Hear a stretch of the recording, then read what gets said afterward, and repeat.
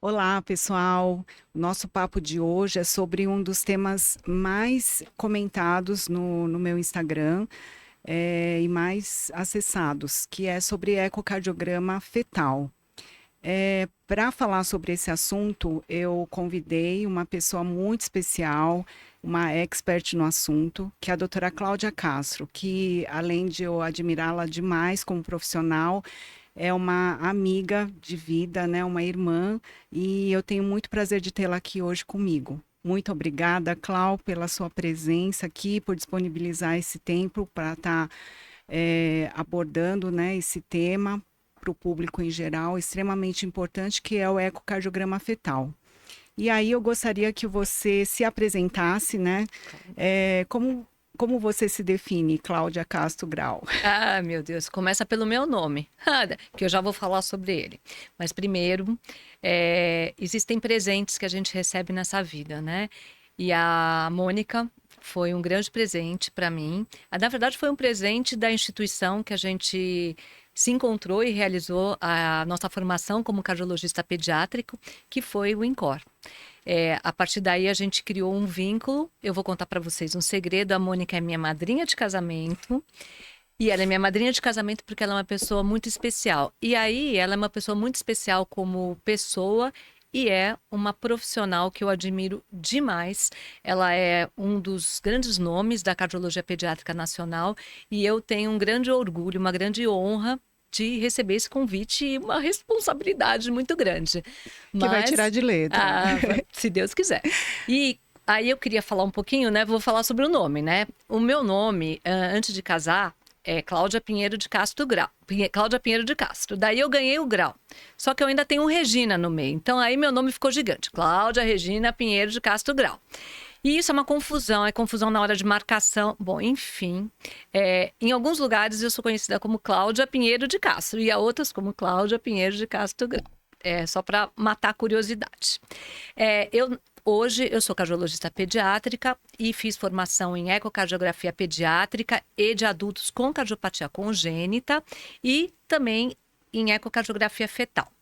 E hoje eu sou coordenadora do ecocardiograma fetal e pediátrico do Grupo Fleury, sou coordenadora do ecocardiograma pediátrico e fetal da Maternidade São Luís Star, do São Luís Itaim e agora eu estou quase entrando também no Vila Nova Star. E, além disso, sou uma apaixonada por estudo, por publicação, eu gosto muito. Fiz doutorado pela Faculdade de Medicina da USP e agora estou aqui com a minha melhor amiga conversando com vocês sobre um assunto que eu amo, que é o ecocardiograma fetal, e a gente vai destrinchar isso para vocês conversarem junto com a gente e depois estaremos disponíveis para as dúvidas. Aí Uma vem. pessoa mais do que gabaritada, né? E assim, peço desculpas para o pessoal, mas que a gente está se policiando para chamar de Mônica, É, Cláudia, mas assim, a gente se trata muito de amiga, amor, Clau, então vai escapar, eu sei, com tenho certeza. certeza, não vai ter jeito, não vai ter como. E eu acho que isso é ótimo, né? Porque mostra que a gente tem uma confiança mútua, profissional e como amigas, né? É isso. Exato. Eu falo que eu sou uma pessoa muito privilegiada, porque além de ter grandes amigas, eu tenho pessoas que eu admiro muito profissionalmente, né? A Clau é uma delas, com Amo, certeza. gente, amo. Bom, então vamos começar. Eu vou começar desafiando a minha amiga, a doutora Mônica Shimoda, e eu vou perguntar para você, como que você explica para as gestantes o que é o exame chamado de ecocardiograma fetal?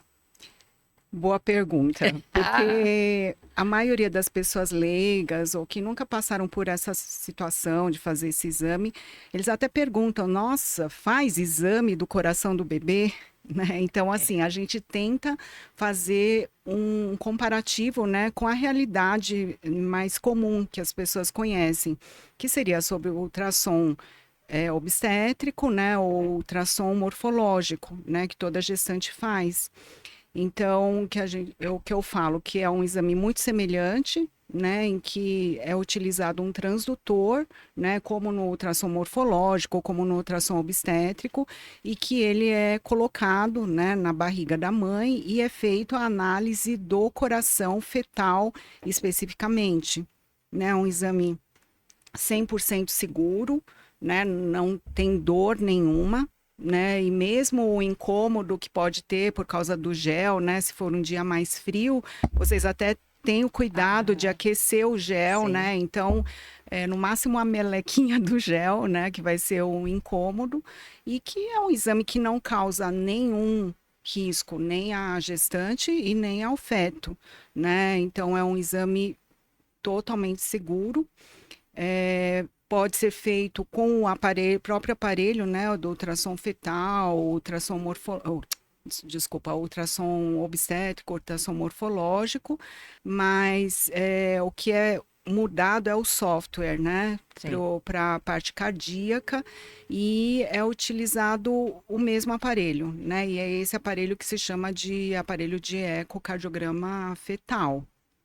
Na verdade, isso é super importante, porque eu frequentemente as gestantes ou os pacientes adultos, as mães, né, das crianças perguntam: Doutora Cláudia, por que que eu não posso fazer esse exame a gestante? Por que que eu não posso fazer esse exame nessa máquina, eu tenho que fazer nessa? Então, é importante entender que o ecocardiograma fetal a gente consegue, como ecocardiografista, tanto pediátrico quanto fetal, a gente consegue fazer na máquina que a gente chama híbrida, né? Que é aquela máquina que resolve todos os problemas, que é uma máquina cardiológica, de coração, e que a gente faz o eco fetal, o eco infantil e o eco do paciente adulto com cardiopatia congênita. Então, ele resolve todos os problemas. Para quem é ecocardiografista fetal, pediátrico e de cardiopatia congênita no adulto, tem que ser esse aparelho. Se você faz só o ecocardiograma fetal, a gente consegue fazer no aparelho que o ultrassonografista, que o fetólogo realizam, tanto o ultrassom morfológico quanto obstétrico. Porque esse aparelho, na maior parte das vezes, tem o software cardiológico. Então, eu consigo. Só que eu não consigo fazer esse exame na criança e nem no adulto nesta máquina. Porque o software é diferente. Apesar de ter o software cardiológico, ele é só para o bebezinho que está dentro da barriga. Então, é super importante entender esse contexto. Porque às vezes vai na clínica, até as pacientes falam: mas por que eu vim aqui e não posso fazer da minha filha nesse aparelho? Porque esse aparelho não vai poder resolver o problema da sua filha, porque ele é um aparelho obstétrico, né? Que vai poder resolver o problema só do bebezinho que está dentro da barriguinha dela. É bem por aí. Aí, Mo, eu queria... Aí, tá vendo, gente? Falei Mo, não tem jeito. Intimidade. Mas como... Por isso que é importante, né? Eu acho que o ecocardiograma fetal... É importante dizer, né, que ele pode ser feito no aparelho de ultrassom obstétrico ou ultrassom morfológico, e geralmente está dentro de um contexto de uma clínica obstétrica, né, ou de um centro de medicina fetal, né, e uma criança maior, um adulto vai estar inserido num outro contexto, né, talvez de um serviço de cardiologia mesmo, de cardiologia pediátrica, e aí vai ter a aparelhagem específica, né? Quando a gente, por exemplo, o que a gente vê, né, hoje é que a nossa formação de ecocardiografista fetal e pediátrico infantil, isso é super legal você ter falado, Mônica, sabe por quê? Hoje, com essa coisa que a gente está fazendo da linha de cuidado do feto até o adulto, a gente tem priorizado que esse exame, que o ecocardiograma fetal, seja muitas vezes realizado nos centros que abordam já toda essa realidade, principalmente do bebê quando tem problema. Por quê? Eu vou dizer por mim. A maior satisfação é quando eu faço o eco fetal e depois esse bebê volta para mim, e aí a gente pula, mas ele pode voltar até a fase adulta, né? E a gente acompanhar esse fetinho até a fase da adulta. Daí você vê entrar na faculdade de medicina, ver casar. É melhor não É melhor a gente não comentar sobre esse assunto neste momento. Idade, pula, pula, pula. Mas realmente, essa é a satisfação. É né? muito, para mim é muito gratificante. É que por exemplo, no Brasil, eu acho que existem dois contextos, né? Então, dessa gestante com feto cardiopata nascer dentro de uma maternidade, dentro de um hospital obstétrico, né? E aí, a partir daí, vai ter que fazer a transição para um centro de cardiologia. E assim como existem hospitais cardiológicos, né, que operam cardiopatia congênita e Exato. que fazem essa linha de cuidado desde do feto, Uhum, né? é exatamente isso. A gente tenta cada vez mais mostrar a importância desse cuidado sendo realizado, né, nessa integração, eu Uhum. diria. Aí eu vou te fazer uma perguntinha. Você recomenda o ecocardiograma fetal para todas as gestantes? Qual é a sua indicação? Como que você aborda o tema ecocardiografia fetal na gestação? Bom, esse é o tema do nosso podcast e Exato. esse é o nosso recado, né? Um dos nossos recados que a gente quer dar aqui hoje, que é um exame extremamente necessário e obrigatório, né? Porque a malformação cardíaca é a malformação congênita mais comum, né? Ela ocorre em 1 para cada 100 nascidos vivos. E eu recebo muitas perguntas, né? Olha, eu sou jovem, eu sou rígida, não tenho nenhum problema de saúde, eu malho, eu treino, eu corro, sou maratonista. Preciso fazer o exame? Precisa, né? Porque 85 a 90% das gestantes que têm feto portador de cardiopatia congênita, elas não têm nenhum fator de risco, né? Então, é um exame obrigatório. Assim como tem algumas gestantes que falam, olha, o meu ultrassom morfológico é normal, eu já fiz o do primeiro trimestre, do segundo trimestre, precisa fazer. Por quê? O ultrassom morfológico, ele pode não detectar a cardiopatia, né? Ele é um exame bastante sensível, dependendo da expertise do profissional, você Sim. pode detectar a cardiopatia em 50, 80% dos casos. Mas eu já vi vários ultrassons morfológicos normais, né? E que a cardiopatia só foi detectada no ecocardiograma fetal. E por essa razão, né, e para a alegria de todos os cardiologistas infantis, desde 2023, né, dia 14 de junho de 2023, foi uma data histórica dentro da nossa especialidade, foi instituída uma lei federal, né, lei número 14.598, né, que inclui o ecocardiograma fetal dentro da rotina de exames obstétricos, né? Então, com certeza é um exame extremamente necessário. Concordo, eu concordo. Eu acho que essa lei, o mês de junho é o mês da conscientização nacional da cardiopatia congênita no Brasil. Então, é um mês que a gente, do dia 1º de junho a 30 de junho, a gente tem várias comemorações, várias aulas, podcast, apresentações, webinar. É um mês muito importante e, na verdade, essa lei foi sancionada exatamente no mês de junho, então ficou uma coisa muito marcada. Eu acho que é uma lei muito importante, porque ela divulga para a população a importância de realizar o ecocardiograma fetal na rotina obstétrica. Antes, a gente sempre sugeriu, mas não era uma obrigação, era uma sugestão. A partir dessa lei, tornou-se uma obrigação.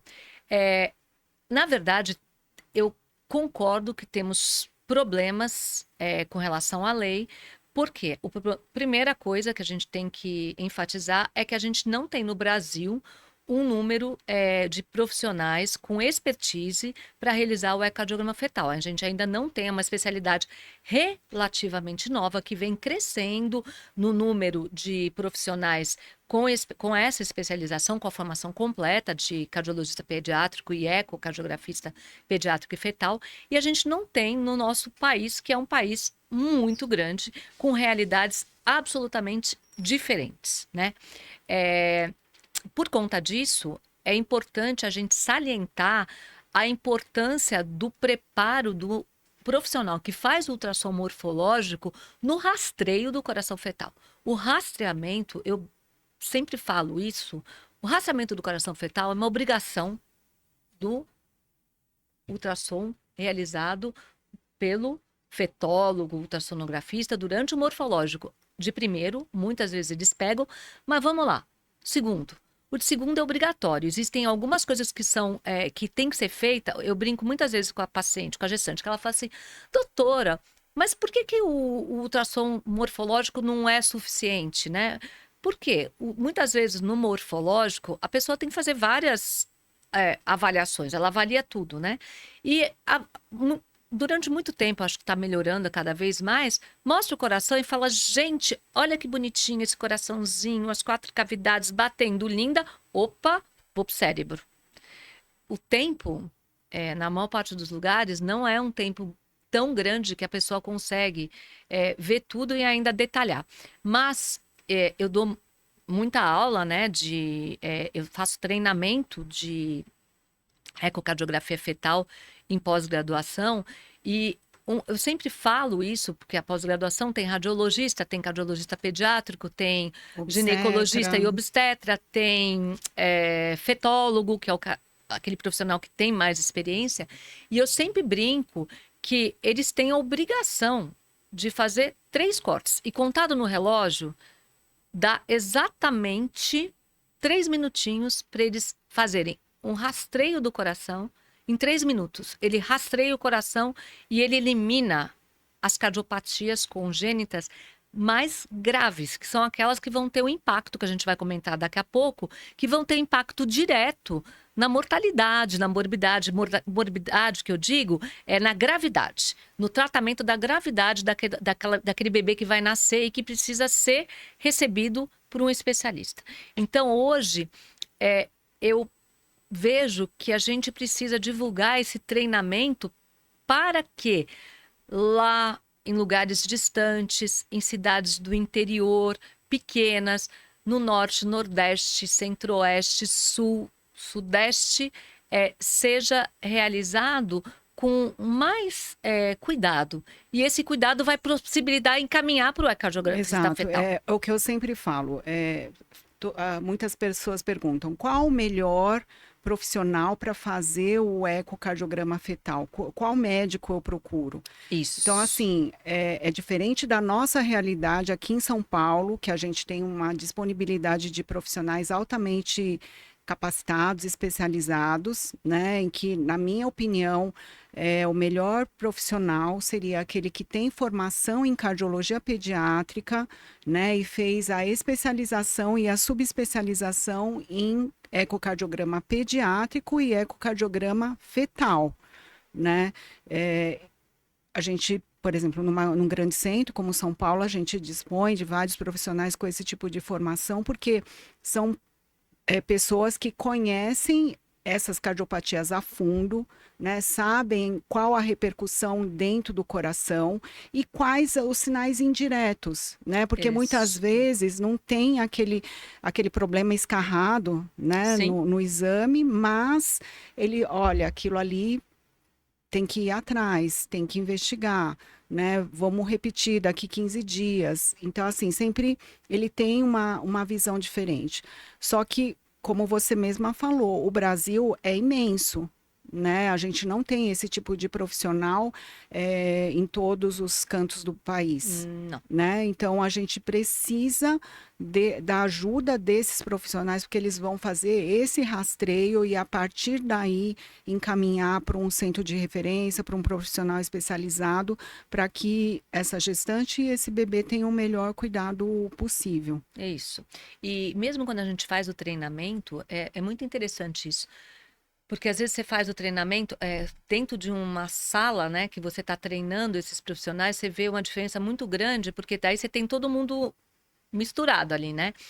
E os fetólogos, os radiologistas, os obstetras, eles falam, nossa, doutora, isso vai fazer a diferença, porque não sou eu que vou acompanhar, eu só quero não deixar de detectar, deixar passar um diagnóstico que é muito importante. Então, isso que a senhora fala, porque por mais que a gente forme esse profissional, essa coisa que a gente tem, né, de tratar, a gente demorou muito, né, para fazer a nossa formação. A gente faz, na nossa época, a gente fazia 2 de pediatria, 2 de cardiologia pediátrica, 2 de ecocardiografia pediátrica, 1 de fetal. Hoje ainda aumentou. São 3 de pediatria, 2 de cardiologia pediátrica, 2 de ecocardiografia pediátrica e 1 de ecocardiografia fetal. São 8 anos de formação. Então, não dá para a gente discutir que esses 8 anos de formação não dá para diferenciar de uma coisa muito rápida, de que não tem a formação ali básica da cardiologia pediátrica. A gente sempre discutia isso, né? A formação que a gente teve na cardiologia pediátrica, a hora que você consegue entender com uma facilidade grande, você vê um laudo de um ecocardiograma fetal, você está entendendo ali o que está acontecendo, porque você tem uma noção muito enraizada, né? Você tem noção profunda da coisa. Né? Porque você vai lendo o laudo, você já vai atrás do outro dado. Isso, você vai criando e aquilo, isso. Entendeu? Eu brinco que a gente vai montando o quebra-cabeça chamado coração. Então, e isso não dá para você conseguir tão rápido. Você consegue. Eu tenho muito orgulho das pessoas que a gente forma, porque a gente melhora, a gente enriquece e a gente faz com que eles tenham segurança para triar e rastrear legal. Para mim, isso é muito importante. E aí eu vou até te fazer muito satisfatório, muito, né? Muito. É uma troca muito grande. Eu gosto muito. E aí vem uma outra coisa, Mônica, que eu vou até te perguntar como que você faz, porque eu não faço mais a parte clínica, eu faço a parte clínica de orientação durante o pré-natal, né? Orientação fetal. Mas eu não faço mais a parte clínica de cardiologia pediátrica. Apesar de amar, não dá mais tempo aí para a gente focar mais nessa parte que eu adoro, que eu amo, que é a parte diagnóstica. Mas aí eu te pergunto, né? Deve ser meio frequente te perguntarem no Instagram, te mandarem mensagem, ou sei lá, perguntar para sua secretária, né? Mas, gente, o meu obstetra não pediu ecocardiograma fetal. Ou eu não tenho, aqui na minha cidade, não tem ecocardiograma fetal pelo setor público. O meu convênio não tem nenhum ecocardiografista fetal aqui nessa cidade que eu moro. Só tem particular e eu não tenho dinheiro. Não é frequente acontecer isso? E aí, o que você faz? Como você faz para orientar, né? Porque a gente fica numa uma sinuca de bico ali, né? Exato. Qual é a sua... eu acho que, na verdade, a informação é a base de tudo, né? A partir do momento que você tem um paciente mais orientado, mais esclarecido, ele vai atrás da informação, né? É uma lei nova, né? É um exame novo, né, no rol dos exames obstétricos. Então, às vezes, acaba escapando, né? Mas uma gestante bem informada e que vai atrás, ela sempre consegue, né? Sim.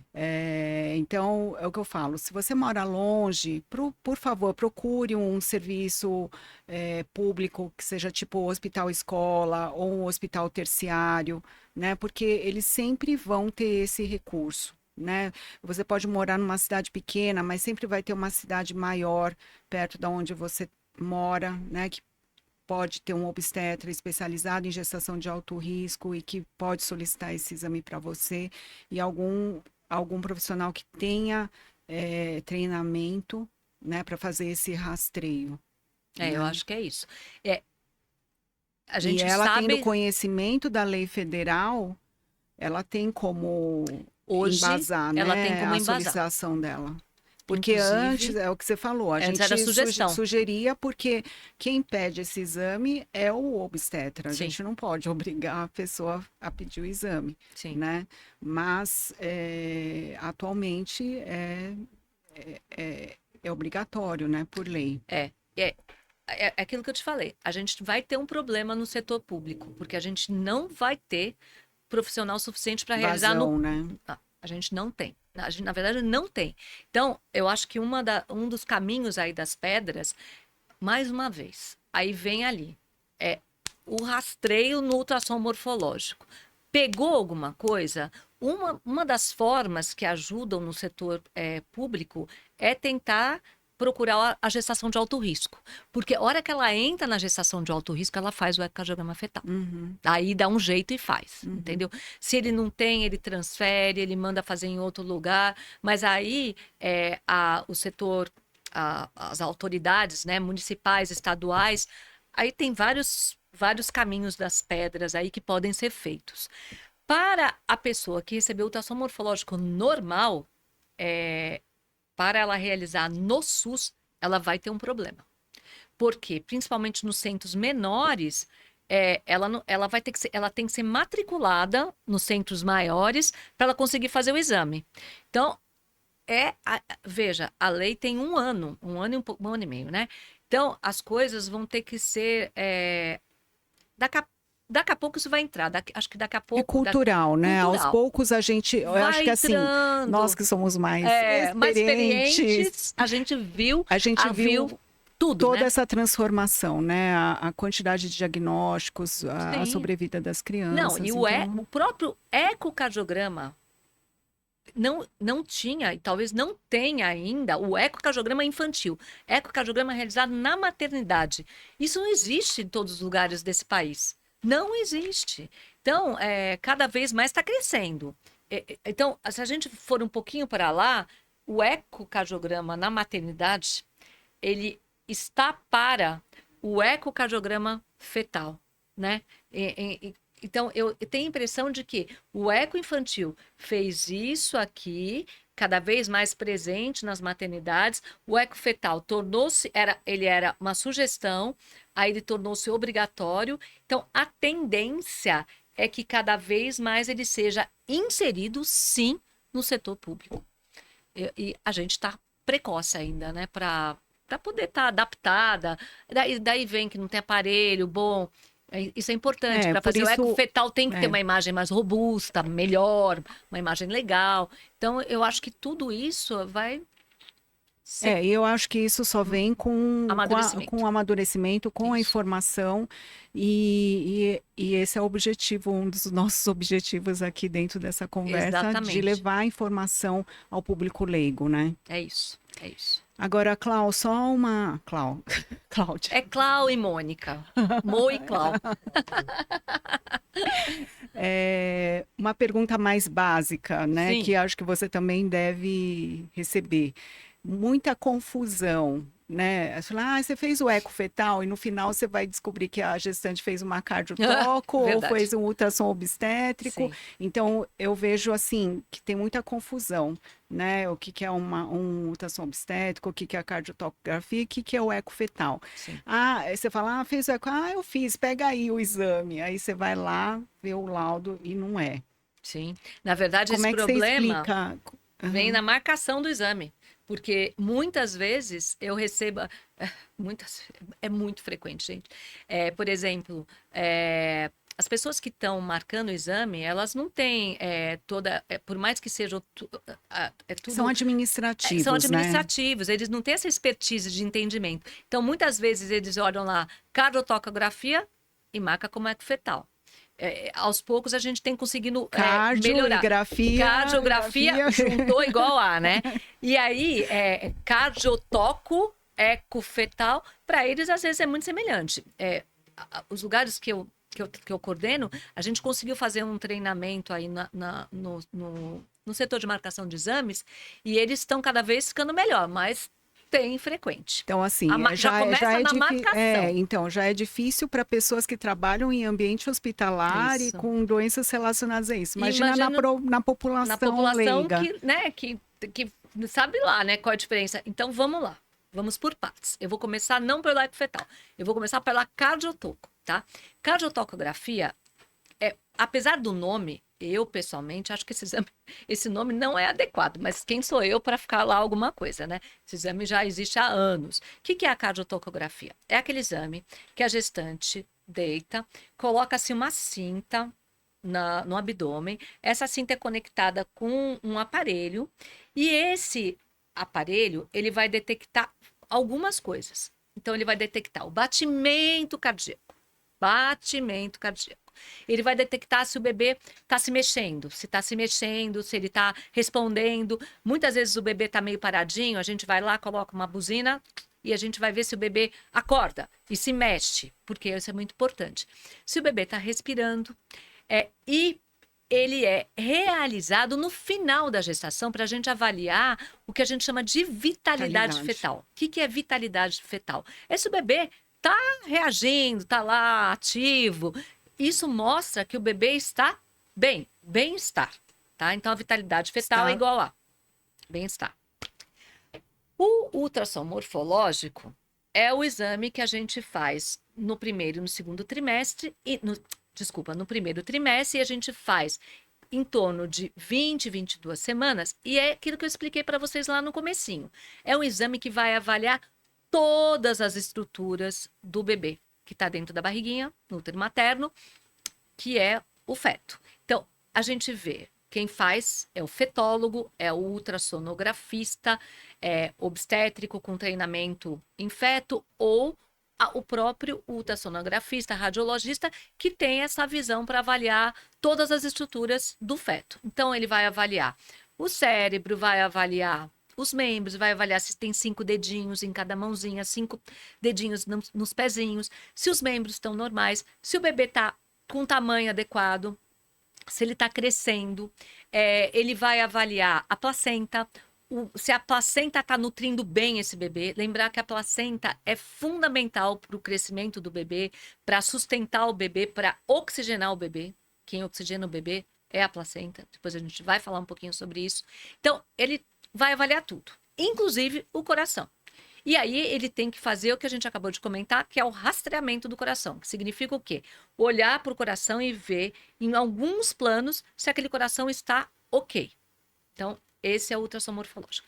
E o ecocardiograma fetal? O ecocardiograma fetal é um exame que é realizado de preferência, na imensa maioria das vezes, pelo especialista, como a Mônica comentou, que é o especialista com treinamento em cardiologia pediátrica e ecocardiografia pediátrica e fetal. Então, a primeira coisa que eu faço, quando eu entro na sala e eu converso com a gestante, pergunto quantas semanas, se ela tem alguma coisa, tal, é falar para ela assim: eu não sou obstetra, não sou fetóloga e não sou radiologista. Então, eu sou diferente daquele médico que fez o seu ultrassom. Então, qual é o objetivo desse exame? Esse exame é um ultrassom, como a Mônica explicou, que eu vou realizar com um transdutor, com um aparelhinho igual ao do morfológico, mas com software que é para o coração, né, cardiovascular. E eu não vou mostrar para vocês a carinha do bebê, eu só vou mostrar a posição do bebê. Às vezes o bebê está numa posição favorável e ele consegue até fazer uma carinha para vocês, mas é um exame que eu vou avaliar com muito cuidado o coração. E por isso, como eu vou avaliar com muito cuidado o coração, eu não vou para outra, Cláudia. Tem muita gente que faz, que mostra a carinha, etc. Mas na minha formação, eu sou formada para ver coração. E eu sou bem formada para ver coração. E é isso que eu vou ver. Então, eu vou mostrar todas as cavidades, os fluxos, se o coração está batendo na forma adequada, se está com a frequência cardíaca, os batimentos rítmicos numa frequência adequada. Então, eu fico focada no coração. É isso. E uma dúvida que eles sempre me perguntam: é um exame demorado? Quanto tempo demora em média? Precisa de algum preparo? Preciso ficar em jejum? Isso. Então, vamos lá, gente. O exame, de uma forma geral, vamos lá, ele dura em torno de 30 minutos. Só que existem algumas coisas que podem acontecer para ele demorar mais. A primeira coisa é qual é a posição do feto no útero materno. Isso é fundamental para a gente. Porque o bebê, às vezes, eu brinco que ele tá assim, ó, olhando para mim, falando: oi, Cláudia, olha o meu coração, que lindo. Esse coração, se é um coração que não tem nenhuma alteração, se tiver assim, eu faço em 20 minutos. E faço o exame bonitinho em 20 minutos. Aí vem o bebê que está atravessado no útero da mãe, dentro da barriguinha da mãe. Aí ele tá atravessado, daí ele dobra o cotovelo, dobra o joelhinho em cima, daí ele faz assim, ó, fecha o coraçãozinho. Aí eu não consigo ver nada, gente. Então, aí são várias manobras que a gente faz. Vira a mãe de um lado, vira a mãe do outro lado, peço para a mãe respirar. Aí vem o preparo. Eu oriento, e isso está na orientação da marcação do exame nos serviços que eu tenho o prazer de trabalhar. Eu oriento que essa mãe venha bem alimentada, e eu peço que quando chega na unidade, que tome alguma coisa. Que tome alguma coisa, de preferência que tenha açúcar. Por quê? Quando tem o açúcar, o bebê, o que acontece? O bebê que está dormindo, ou o bebê que está numa posição ruim, eu aumento a chance desse bebê se movimentar.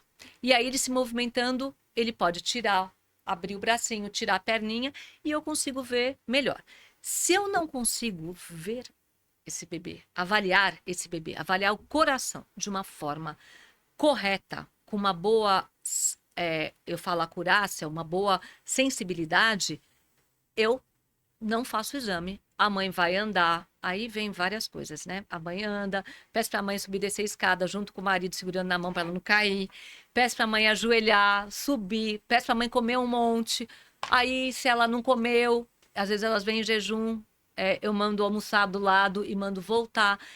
É um problema, na verdade, porque daí dá uma confusão danada na sua agenda, mas eu não faço se não estiver numa posição adequada. E com relação ao preparo, para Ou evitar muitas tudo vezes isso, até remarcar, né? Se fizer o tudo isso. remarcado é o extremo do extremo, mas já aconteceu.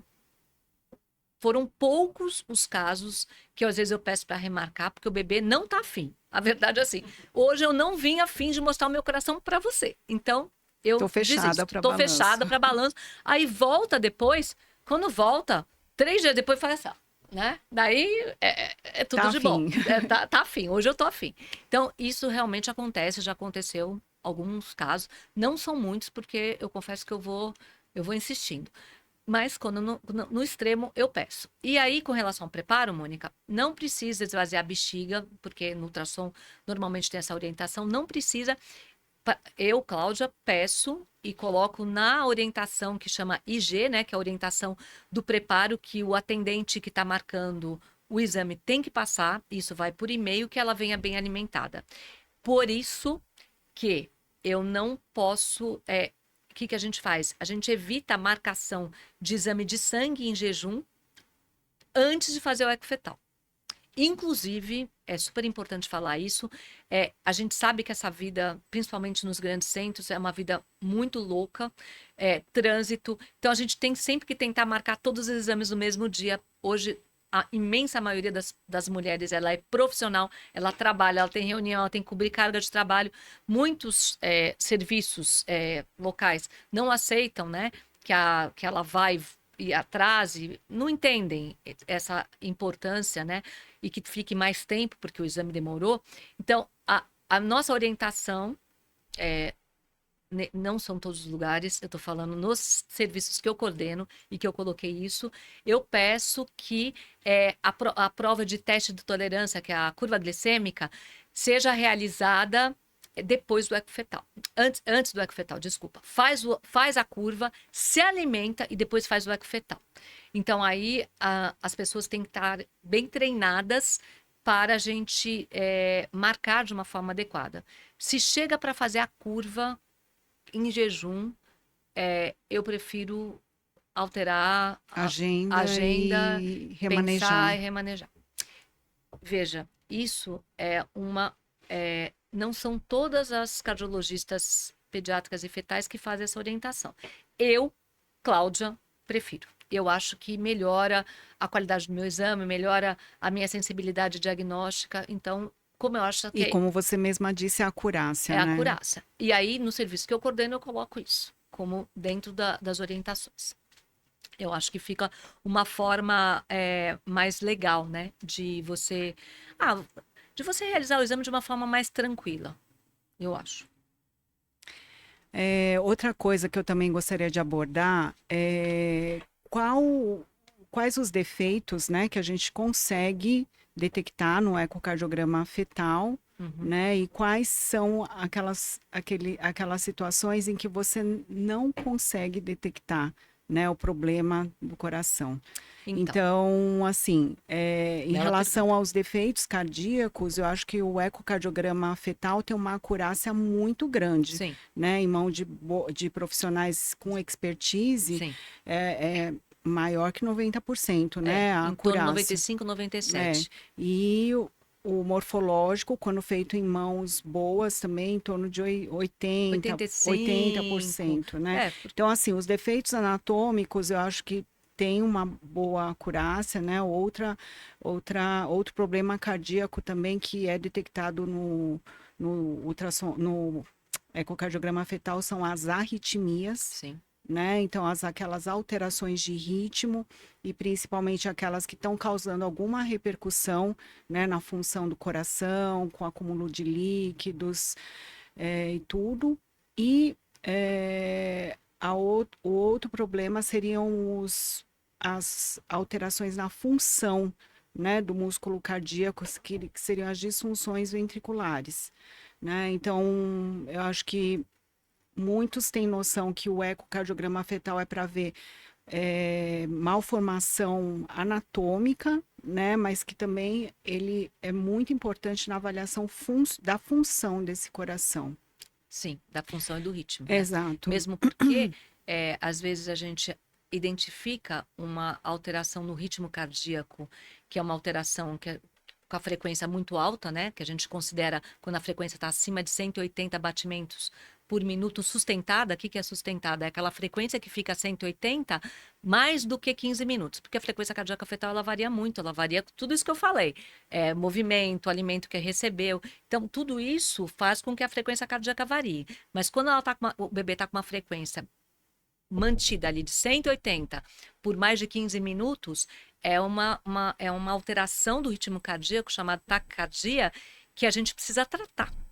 Então, o ecocardiograma fetal, ele vai identificar esse problema e aí a gente vai tratar. Porque se não tratar, a gente vai levar esse coraçãozinho que está batendo lá enlouquecidamente a uma frequência maior de 180, ele vai começar a bater, vai batendo, vai aguentando, até que ele não vai aguentar e vai alterar a função, que foi o que a Mônica falou.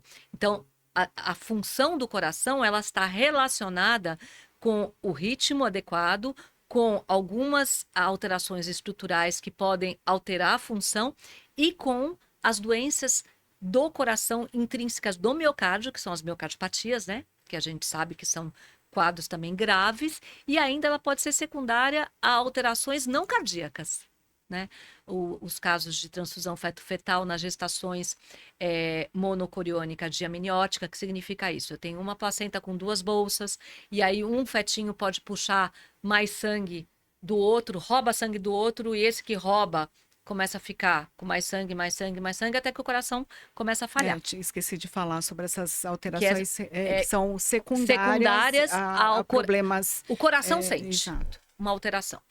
Infecção. É uma resposta a um problema primário. Isso. Né? Algumas infecções virais maternas que pode atingir o músculo cardíaco, várias coisas, né? Então, dentro desse contexto, o ecocardiograma fetal, essa sensibilidade que a gente fala entre 95% e 97%, ela inclui não só as alterações anatômicas da estrutura do coração, mas ela, assim como tem o ritmo aumentado, tem o ritmo, a frequência baixa, que são as bradicardias, que também é um problema que a gente tem que abordar. Então, avalia tudo. Com relação aos defeitos, defeitos cardíacos maiores, o ecofetal tem a obrigação de fazer o diagnóstico, tanto complexo quanto não complexo, né? Aí vem os defeitos menores, que eu acho que até vale a pena a gente falar sobre isso, sabe, amor? Porque eu vejo as cardiopatias, elas fazem parte de um mundo. Então, dentro desse mundo, um nome, às vezes, é um nome de uma cardiopatia que pode ter um comportamento totalmente diferente quando ele é mínimo e localizado numa região, quando ele é médio e quando ele é maior. E eu acho isso super importante. Eu vou dizer por que isso é importante. Porque hoje, com a informação, está muito fácil, muito acessível, né? Então, às vezes, para o bem como para o mal. Tanto bem quanto para o mal. Então, eu vou dar um exemplo. Existe um defeito cardíaco chamado comunicação interventricular. E essa é uma pergunta que eu escuto muito das gestantes. Por isso que eu achei importante a gente comentar. A comunicação interventricular, o que é? É um buraquinho na parede que separa os ventrículos. Os bebês têm 2 ventrículos, o ventrículo direito e o ventrículo esquerdo, todos nós temos, aliás. Então, quando você tem essa comunicaçãozinha, ela é chamada de comunicação interventricular, que a abreviação é CIV. Tem muita gente que fala CIV, não é CIV, é CIV. Aí, esse defeito, quando ele é na parte do músculo e pequeno, ele é super frequente no ecofetal. Gente, mas é muito frequente. Eu pego, assim, no mínimo 3 por uma agenda. Que é uma agenda, eu faço em média, assim, 14 de manhã, 14 da tarde. Então, é 3 no dia. tá? E Nossa, não tinha noção que era tão muito, frequente uma assim. fecha. Então, ele não pega. Quando nasce o bebê, muitas vezes ele se fechou durante a gestação. Então, é zero preocupação. E se não fechou, eu vou até fazer um comentário depois. Se não fechou, quando esse bebê nasce, vai dar o barulhinho, que é um barulhinho chamado sopro. E a gente vai fazer o eco para confirmar e vai continuar falando que ele está pequenininho e ele vai fechar no primeiro ano de vida. Zero repercussão. Então, essa é a comunicação interventricular pequena no músculo, super frequente na gestação e que é zero preocupação. Daí eu brinco, já brinquei com várias pessoas, o que eu falo mesmo? Eu falo assim, eu dou a cópia do meu CRM se esse buraquinho não fechar. E já teve gente que eu falei que eu dou a cópia do meu CRM, que volta comigo depois com 6 meses e fala: então, doutora, a gente está botando à prova aí o seu CRM. Vamos lá, fechou ou não fechou? E na imensa maioria dos bebês fecha.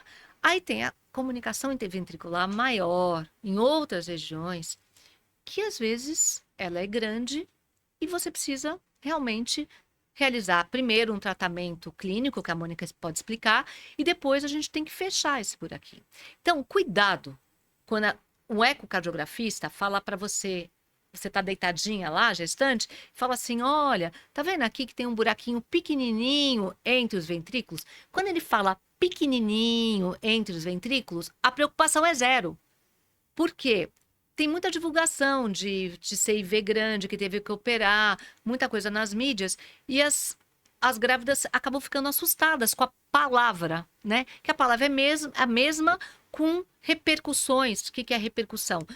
Manifestações diferentes. Não é verdade, Mônica? O que você acha? Não, é o que eu falo. Na verdade, essas comunicações pequenas, sem repercussão nenhuma, eu falei, é como ter que nem eu tenho um dedinho da mão menor que o outro. Isso não me traz alteração de função alguma, né? Isso não vai, você não, assim, em outros tempos não se faria o diagnóstico, você viveria a sua vida inteira e não teria nenhum problema decorrente disso, né? É isso.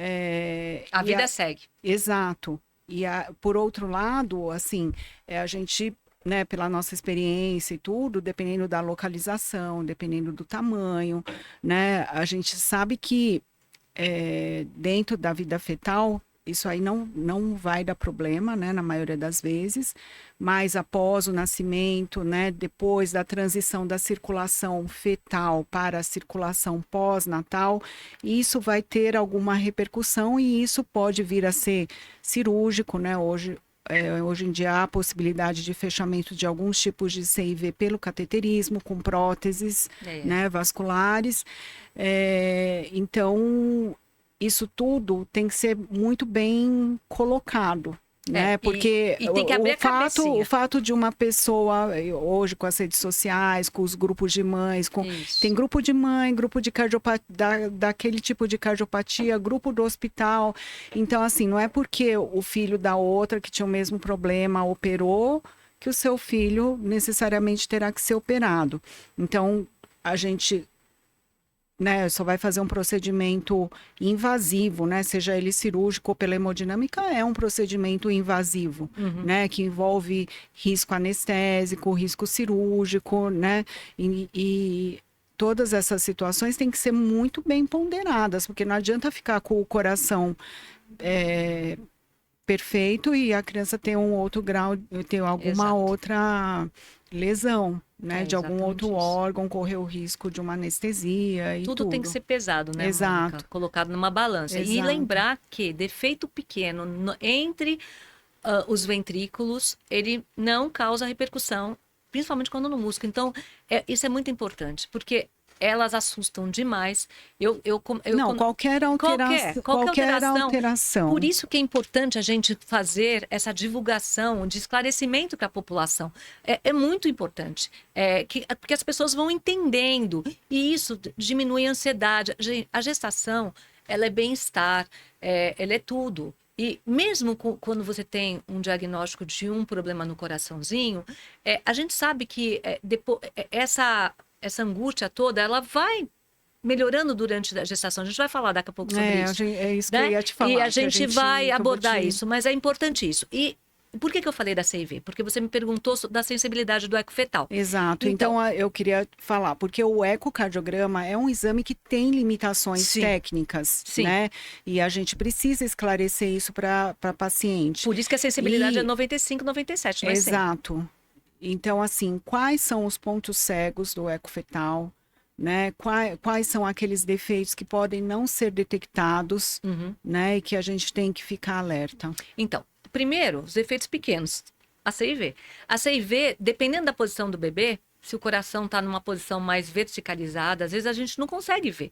E nas mãos de pessoas experientes. Inácio tem um soprinho, faz o eco, daí a mãe fala, como que o ecocardiografista fetal não viu? Não viu porque o defeito é muito pequeno e dentro do contexto ele é irrelevante, porque ele é muito pequenininho. Então, lembrar que isso pode não ser visto. Aí a gente vai falar sobre 3 outras patologias que a gente... Desculpa Imagina. te interromper, mas assim, lembrar que a importância do ecofetal é justamente detectar cardiopatias graves, cardiopatias críticas. Então, assim, pequenos defeitos que não vão interferir em nada na vida do paciente, assim, realmente... Podem passar. Podem passar e... De qualquer forma, não vai ser observado clinicamente. A gente não vai introduzir medicação, a gente não vai operar, a gente não vai fazer nada. É isso. Né? Então, assim, o foco é justamente naquelas cardiopatias mais graves, as cardiopatias críticas. Que essas né? não deveriam Exato, passar. Exato. Podem passar por algumas outros fatores, mas não deveriam passar. Né? E o grande... Por que a gente está conversando aqui? Por que a gente não faz o diagnóstico? Eu até falo para as pacientes, eu sempre explico isso. Eu converso muito com a paciente durante o exame e quando eu finalizo eu falo. Então, a sensibilidade... O exame está ótimo, está normal, dentro da sensibilidade do ecofetal, que é em torno de 90%, 95%, 97%. Enfim. E aí, por que não é 100%? Eu brinco. Não é 100% porque meu aparelho é ruim? Não é 100% porque eu não sou uma boa profissional? Não, não é 100% porque a circulação do bebê dentro do útero materno, do feto, ela é absolutamente diferente da nossa circulação. E isso é importante a gente explicar e é muito fácil de ser explicado até. O que acontece? O bebê dentro do útero, feto, os pulmõezinhos dele são fechados, porque ele está na água, então o pulmão é fechado. O pulmão sendo fechado, quem que vai oxigenar o sangue do feto? Quem oxigena o sangue do feto é a placenta. Então, a placenta oxigena e o sangue já chega oxigenado dentro do coração. E quando chega oxigenado dentro do coração, ele chega do lado direito. E ele tem que passar para o lado esquerdo para ser distribuído. Como que ele vai passar do lado direito, do lado esquerdo, se ele quase pouco fluxo vai para o pulmão?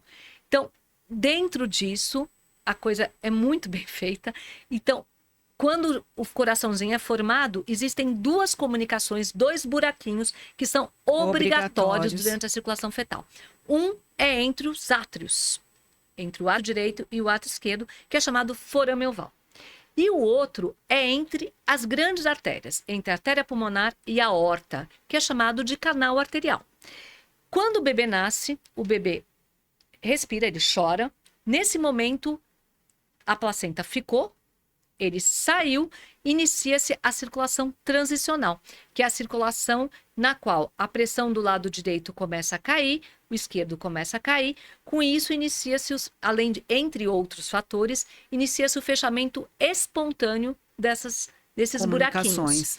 O canal arterial se fecha entre o 2º e 3º dia e o forame oval pode se fechar até o 6º mês de vida e muita gente na população tem aberto, nem sabe que está aberto, porque não tem consequência.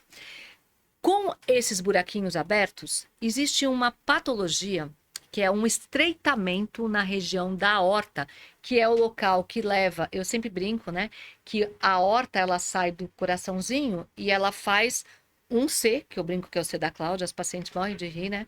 É o C da Cláudia, e aí vai para mandar o sangue para a região inferior do corpo e para a região superior do corpo. Eu sempre brinco que é como se fosse o cabo de uma bengala. O cabo de uma bengala. Eu tenho um amigo que fala que é o J, ao contrário, né? Então, mas eu sempre brinco que o C da Cláudia é muito bonito e que tem que fazer um C bonitão, senão não vale. Eu falo isso para os alunos. E eles me mandam, tá bom esse C? Eu falo, tá bom. Agora tá bom. Então, nesse Czinho aí, pode ter um estreitamento que é exatamente a região aonde o canalzinho joga sangue na vida intraútero. A partir do momento que esse canalzinho começa a fechar, o estreitamento começa a aparecer e começa a ter a manifestação. Então, na vida fetal, o diagnóstico desse estreitamento, que se chama coarctação da aorta, é um nome, né, chato, difícil, mas ele é igual a estreitamento da aorta, ele pode não ser identificado. Muitas vezes, a gente que é cardiografista, a gente tem sinais indiretos, que é super importante. Então, a gente vê, por exemplo, que o lado direito está maior do que o lado esquerdo, que a medida está um pouquinho menor do que deveria, e isso é um dos objetivos do eco fetal. Apesar de eu não ter certeza, bater o martelo do diagnóstico, eu vou colocar que esse bebê tem que nascer no centro terciário e tem que fazer um eco após o nascimento para ter a certeza para descartar. É o que eu sempre falo, né? Diagnóstico de coarctação de aorta é pós-natal. E é pós né? 6 horas de vida. Exato. Porque isso é outra coisa, né? Que a gente brinca que o bebê acaba de ser desprendido do polo cefálico, tá saindo a cabeça, tem suspeita de coarctação, já estão chamando o ecocardiografista na sala, lá na sala de parto. Esquece! Porque nesse momento o canal vai estar aberto. Então é Ctrl+C, Ctrl+V. É igual fazer o exame na barriguinha. Então tem que esperar. Normalmente a gente orienta que esse bebê seja observado pelo pediatra, pelo cardiopediatra que vai estar junto. Uns acham que deve ir para a UTI, outros acham que deve ficar no quarto, enfim, cada um tem a sua filosofia, né? Cada um sabe o centro que trabalha. E eu sempre oriento que esse eco seja feito após 6 horas de vida. Esse bebê tem que ficar de olho nele, manter monitorizado, bonitinho, porque se fizer o eco antes disso, a chance desse canal estar aberto, estar grande, é enorme. Então, nós vamos ter que repetir esse exame depois. Outra vez. Depende do contexto do seu serviço, né? Isso. De repente fazer ao nascimento, vamos supor, o neném nasceu à noite. Você vai fazer à noite e vai repetir no dia seguinte. Se você fizer à noite, 1 hora depois, é Ctrl+C, Ctrl+V. Não, sim, mas... Eu sou contra. Aliás, não, eu coloco no meu laudo que eu assim, sugiro após 6 horas de vida. Então, é que assim, na verdade, você está falando porque você fez o seu exame. Sim. Né? Se você está uma situação em que ele tem um diagnóstico de fora, mas você não conhece o profissional, Sim, entendeu? É então, outra abordagem. Todo pela segurança do bebê. Mas é o que eu sempre falo, né? A não ser naqueles casos em que já tem uma doença do lado esquerdo, as estruturas do lado esquerdo são pequenas, a aorta inteira, né? Ela é muito estreita, muito fina. Aí é muito mais fácil, né, pra gente. A gente sabe que tem um problema e que vai ser um problema cirúrgico, né? Vai ter que ser um problema resolvido cirurgicamente.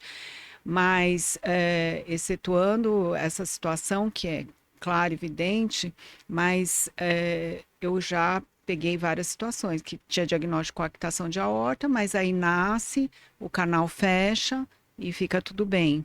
Né? Ou aquelas situações em que a região perto do canal ela é estreita, mas aí o canal fecha e, apesar de estreito, é suficiente, tem um fluxo adequado.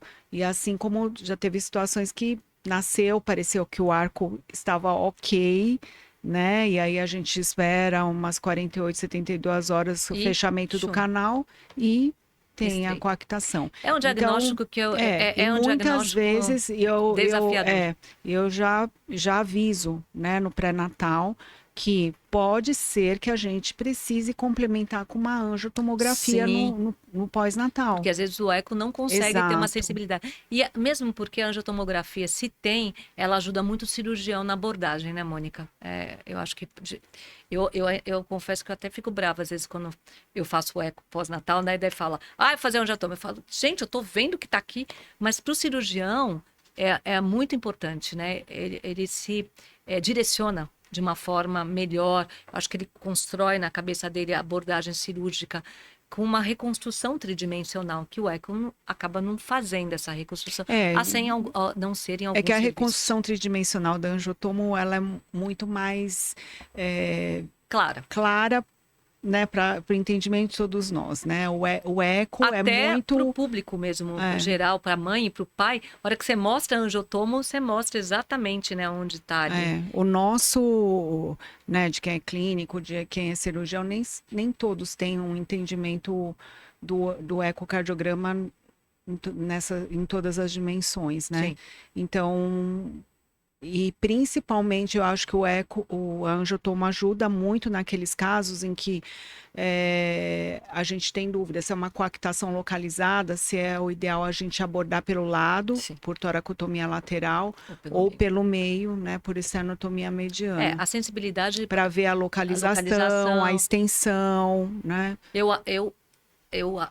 Veja bem, se você tiver num serviço, novamente a gente está falando nos nossos grandes centros, né?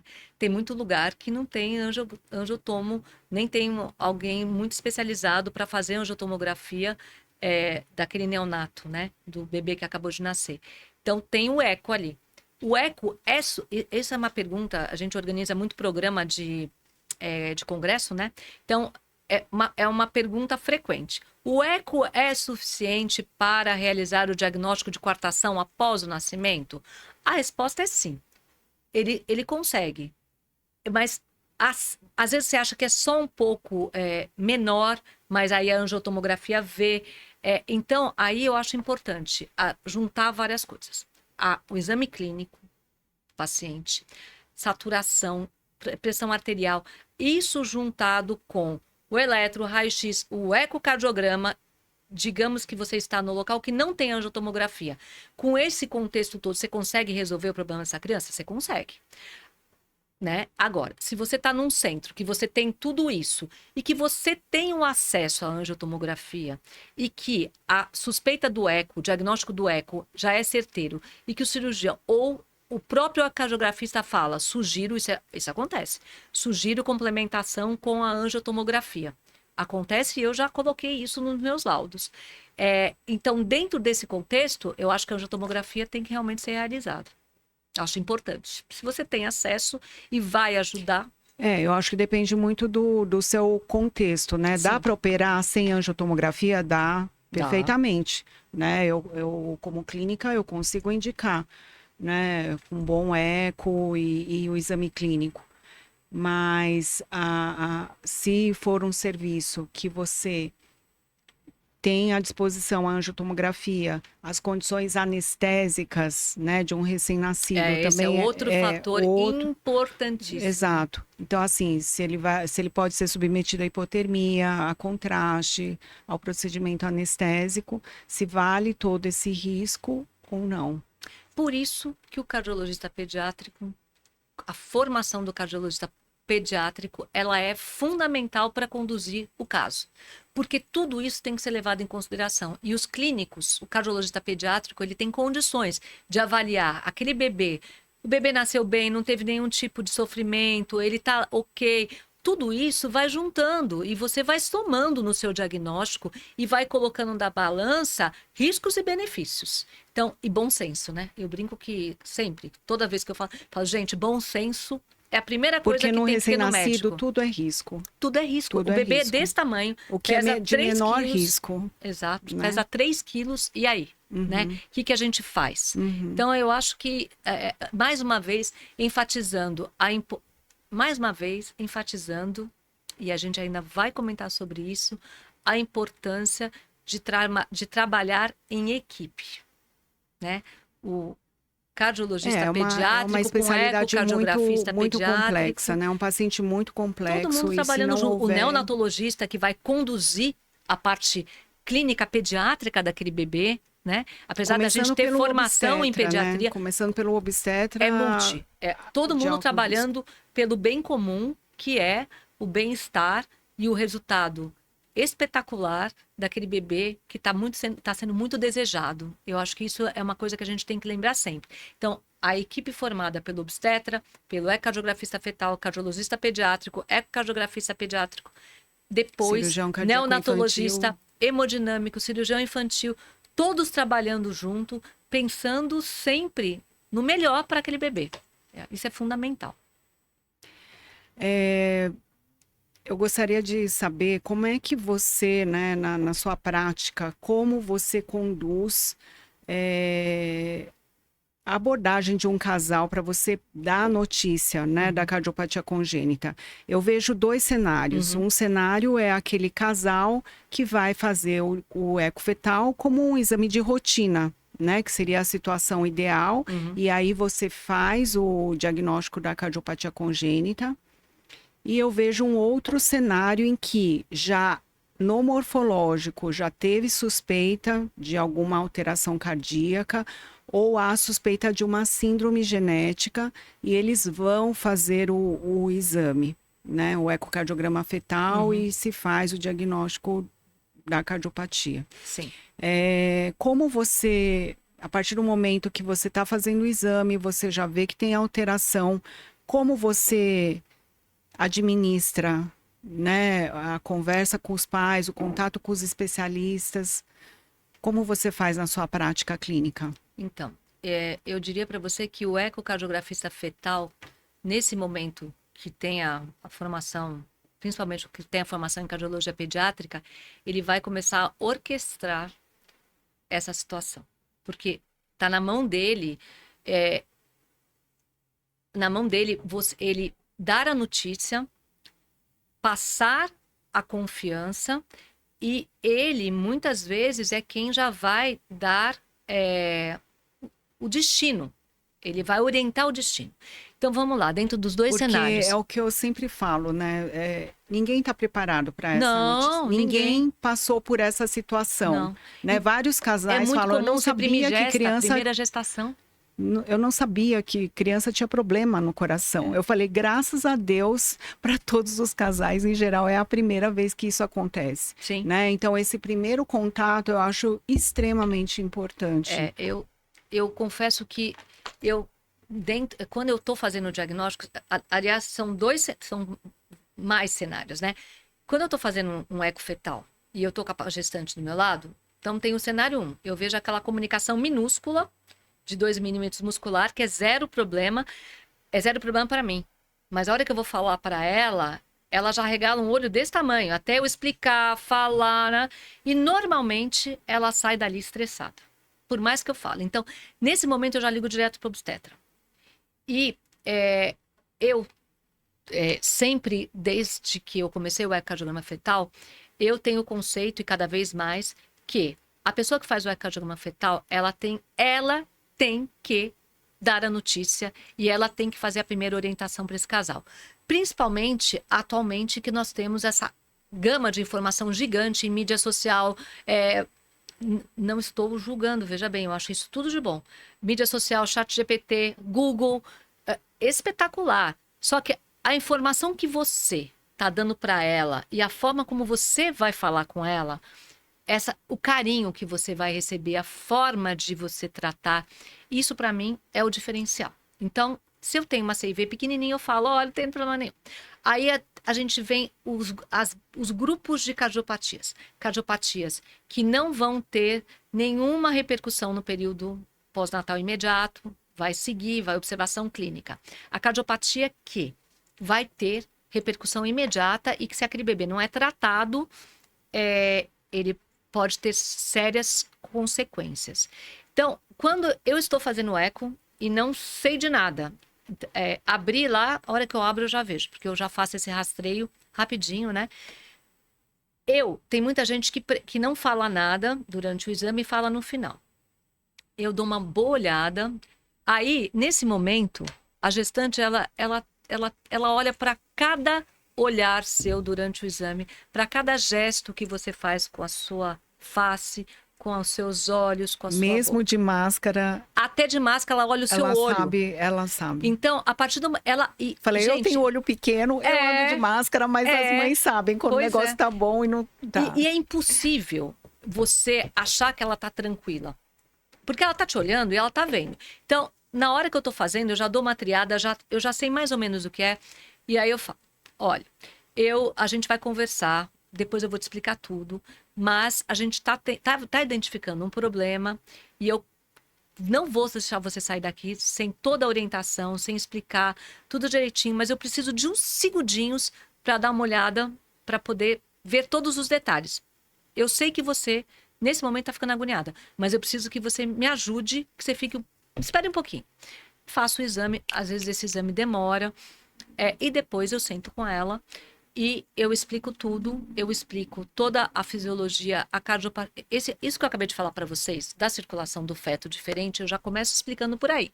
E aí eu explico toda a alteração anatômica, ou alteração do ritmo, ou alteração da função, o que está acontecendo, qual vai ser a abordagem que a gente vai fazer. Então, em casos de cardiopatias relevantes, a gente faz ecofetal seriado a cada 3 ou 4 semanas, porque eu preciso controlar esse bebê.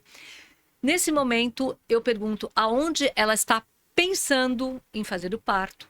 Se eu achar que onde ela está pensando em fazer o parto não é o local ideal que tenha o serviço ali de cardiologia pediátrica, de neonatologia, de hemodinâmica e de cirurgia cardíaca, eu converso, já dou primeira abordagem, mas aí depois eu vou imediatamente conversar com a obstetra. Normalmente ela tá saindo, eu já tô ligando pro obstetra e ela tá tentando ligar.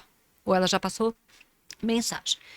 Eu tenho, hoje, eu acho que essa confiança que eu acabei criando com os obstetras e falar, porque eu tô explicando isso, porque existia um tabu muito grande que a gente não deveria falar nada para paciente em sala antes de falar com o obstetra.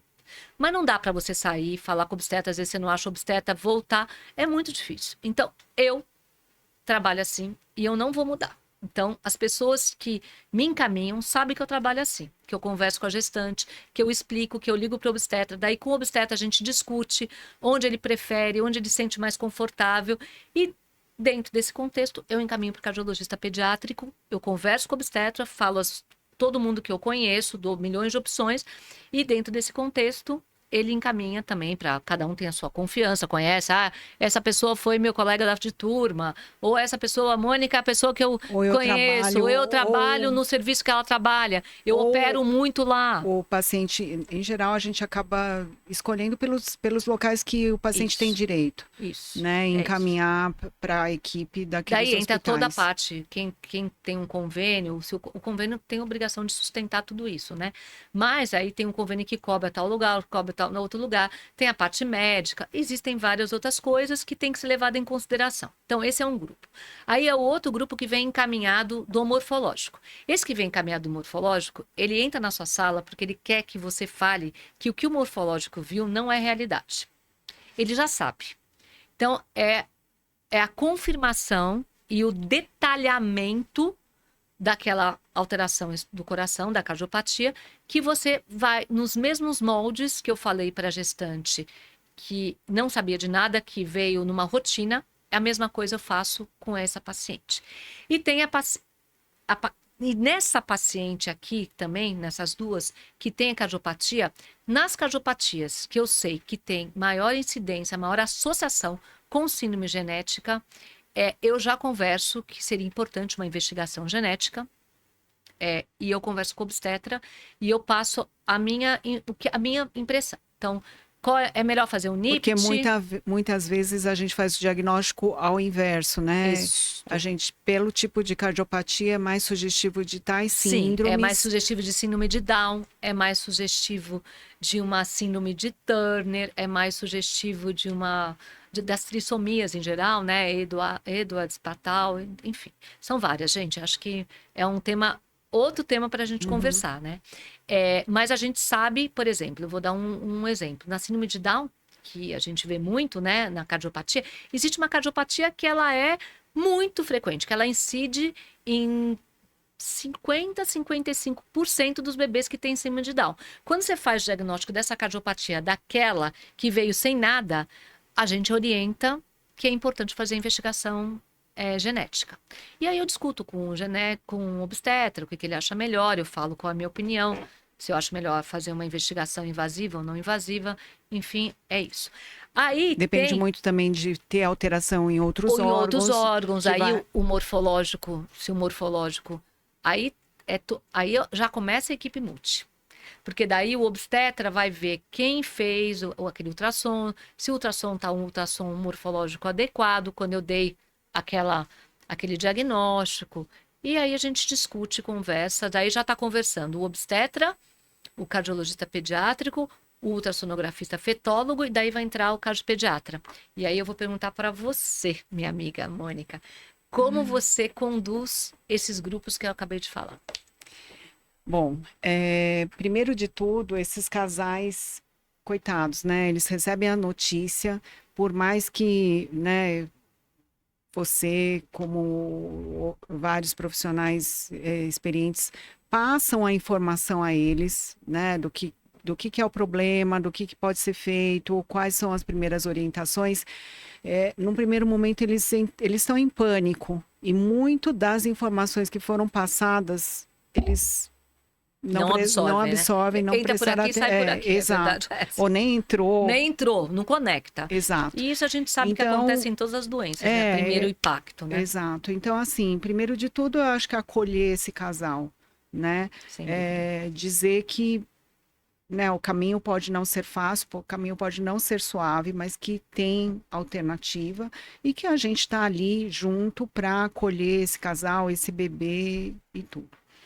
E a partir do diagnóstico, né, da cardiopatia congênita, é justamente o que você já relatou.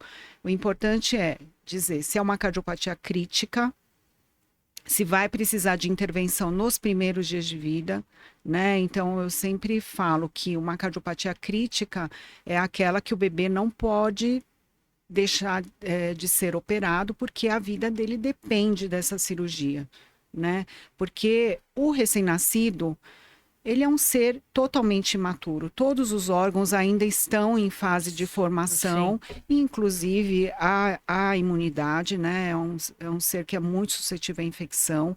Então, é claro que a gente, sendo uma cardiopatia cirúrgica, se a gente puder aguardar, né, alguns meses e operá-lo em melhores condições, né? Antigamente se tinha aquela lenda dos 10 quilos, né? Que precisava ter 10 Nossa, quilos para ser verdade. operado do coração. Então... Lembrou, né? Ai, meu Deus. Graças a Deus a gente evoluiu alguma coisa. Muito. Então,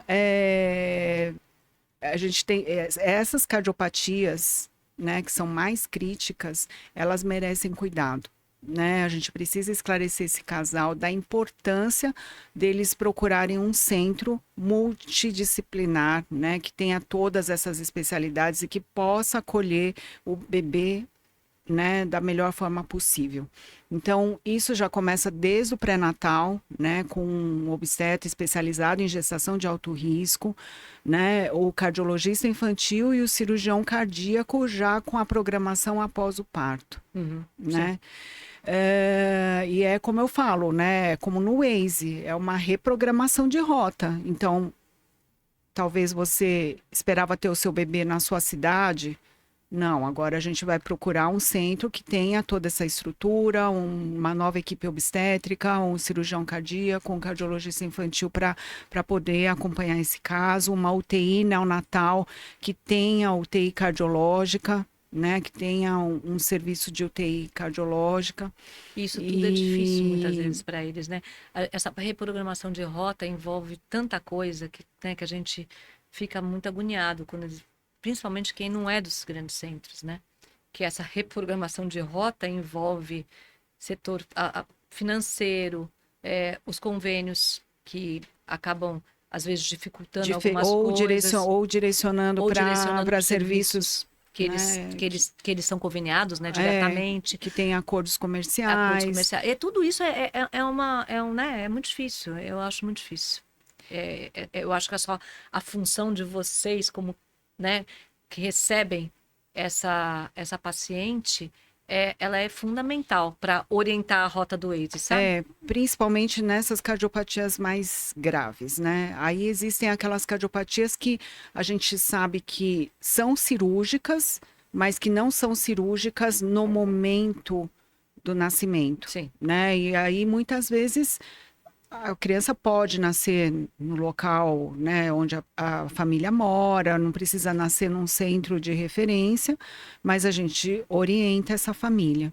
E tem aquelas cardiopatias que não vai ser feito nada, né? A gente só vai observar clinicamente, provavelmente após o nascimento.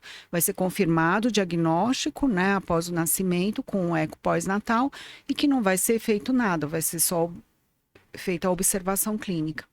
Mas o foco do ecocardiograma fetal é justamente na detecção dessas cardiopatias mais graves, Sem dúvida. né? Para que a gestante e o feto já recebam um cuidado especializado desde o momento do pré-natal, né? O período periparto, né? Que é um pouco antes, um pouco após o parto, e no pós-natal, principalmente o recém-nascido. Né? A Muitas vezes programação. elas voltam, desculpa te interromper, mas é tão importante essa parte que vocês fazem, que você faz, Mônica, porque muitas vezes elas voltam no eco fetal, que é seriado, que precisa ser seriado nesses casos, elas já voltam com outra, outra perspectiva, mais serenas, mais tranquilas, e daí ela volta depois de novo com você, vai comigo, com o profissional que é cardiografista fetal, isso tudo, né, vai E ajudando, aí, né? assim, na verdade, vocês já entraram em contato com o obstetra, a gente volta a entrar em contato com o obstetra, se coloca à disposição para qualquer dúvida. Uma dúvida muito frequente é qual a via de parto, né? Pois é, Qual a via de muito. parto, ou cesárea, ou parto normal, Que né? é uma discussão muito grande, né, às vezes, sobre isso. Tem muito obstetra que prefere até realizar cesariana, né? Exato. São, assim, poucas cardiopatias que têm uma contraindicação Absoluta. absoluta para parto normal, né? Mas depende muito do contexto. A paciente mora em outra cidade ou mora muito longe, né? Dependendo do bairro onde ela mora, se é muito afastado da maternidade que ela vai ter o bebê, né? Fica complicado, né? A gente pode pegar trânsito de 2, 3 horas dentro da Sim, cidade de São Paulo. sim. Então, tem toda essa logística, né, que a gente precisa trabalhar. Dependendo da cardiopatia, é importante que o bebê nasça em horário comercial. Sim, às vezes você tem que fazer procedimentos hemodinâmicos logo Exato. depois. Tem perspectiva de ter que fazer alguma coisa ainda no mesmo dia ou no dia seguinte. Então, a gente precisa discutir tudo isso em equipe, né? Com o obstetra, com o cirurgião, com o hemodinamicista, e nós da cardiologia e a equipe de neonatologia. Então, assim, todas essas variáveis a gente tem que estudar no pré-natal. E outra coisa que eles sempre perguntam se há necessidade do cardiologista infantil na sala, É verdade. né? Sim. O cardiopediatra na sala, assim, ele é imprescindível em muito poucas situações, né? Porque em algumas situações específicas dentro das cardiopatias críticas, a gente vai precisar tomar conduta logo após o nascimento. Mas, em geral, justamente por conta dessa circulação fetal e a circulação transicional que protege o bebê, né? Geralmente o bebê nasce bem, né? E se é numa maternidade que a equipe de neonatologia está apta, tem familiaridade com essas cardiopatias, em geral não é necessário o cardiologista infantil em sala, a não ser que a família queira, né? A família se sinta segura. Segura. Então, eu sempre coloco isso para as famílias, né? Que é uma coisa opcional, né? Se não houver nenhuma conduta a ser tomada logo após o nascimento. E com tudo isso, apesar, tem muita gente que fala, né? Nossa, será que vale todo esse sofrimento? Não é melhor ter o diagnóstico após o nascimento? Mas eu acho Sim. que você ser esclarecida antes, né? E saber que tem todo o plano traçado, né? Todas as equipes estão alinhadas, né, com o que vai acontecer, com o que vai ser feito com o seu bebê, qual que vai ser a programação. Isso também traz uma tranquilidade maior para o casal, né? Então, atendo várias pessoas que às vezes não têm direito aos hospitais que eu trabalho, mas aí a gente orienta, encaminha para que tenha esse acolhimento em outro local, né? Eu concordo plenamente com você, amor. É exatamente isso. É, E falando em acolhimento, né? Cada vez mais a gente vê a importância de você dar esse acolhimento para a criança que é portadora de cardiopatia congênita, independente da cardiopatia. obviamente que na cardiopatia mais relevante, aquela cardiopatia que a gente chama de crítica, esse, eu falo que esse relacionamento que vai se criando de confiabilidade é muito grande. Porque existem várias dúvidas que vão surgindo. Ela vai na sua consulta, daí ela volta no ecofetal, daí ela pergunta várias outras coisas que você até já comentou, você comentou, mas ela vai sedimentando, né? E isso que você falou, que muitas perguntam, é melhor eu saber agora ou é melhor saber depois? A imensa maioria das gestantes que eu converso, quando eu falo para elas e explico o diagnóstico, naquele momento ela fala, eu preferia não saber. Quando ela volta, depois de 3 ou 4 semanas, que ela volta com a coisa mais amadurecida na cabecinha, o casal está mais amadurecido, a família acolheu, então teve todo aquele envolvimento, ela volta e fala, doutora, como é importante. Daí eu sempre coloco para elas dois cenários. O cenário de eu conversando com elas ali, dando a notícia, e elas se preparando para aquele momento de receber o bebê. Então, é uma coisa que normalmente começa com 26 semanas, né? 27, que a gente... depois a gente pode falar sobre isso, o período ideal de fazer o ecofetal, né? É uma informação importantíssima. É super importante, a gente vai falar na sequência, mas quando elas chegam para a gente... Normalmente elas chegam lá com 25 semanas. Então, você cria um laço muito grande de confiabilidade. E apesar de eu não fazer clínica, eu me sinto muito confortável de fazer isso. Eu recebo várias pessoas me mandando mensagem depois que nasce, etc. Essa confiabilidade, eu costumo fazer o eco das cardiopatias mais relevantes até na semana do nascimento, porque eu tenho que te dar informações que são importantes, né? Então, isso tudo vai amadurecendo, a gente vai criando um Não, vínculo e as famílias que é querem muito voltar. legal. Não, eu quero fazer com a doutora Cláudia, porque Que foi aí ela vem a que minha fez maior o realização. diagnóstico fetal. É isso. Ela conhece, ela foi a primeira pessoa que detectou isso. o problema e encaminhou a gente. É isso. E quando volta para mim o bebê, eu confesso que eu fico bastante emocionada e feliz daquele desfecho. E quando o desfecho é ruim? A gente também sabe que o desfecho pode ser ruim, né? Mesmo no desfecho ruim, esse preparo valeu até para o desfecho ruim. Ele é muito doloroso, ele é uma loucura, mas eu acho que depois de alguns anos, ela vai voltar e vai ver que aquela informação foi muito importante para ela, que ajudou até a encarar esse desfecho, que não é o porque que a gente gostaria. é uma caminhada difícil, né? Que Isso.